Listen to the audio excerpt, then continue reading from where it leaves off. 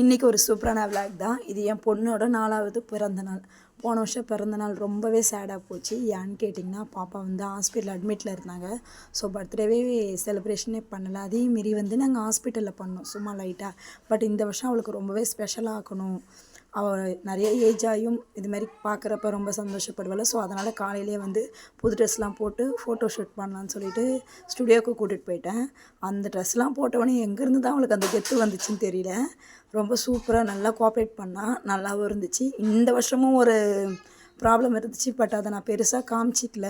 So எடுத்தோடனே நாங்கள் போகிற கோயில் முருகர் கோயில் தான். எல்லா வருஷம் பிறந்த நாளுக்கும் நாங்கள் அங்கே தான் போவோம்.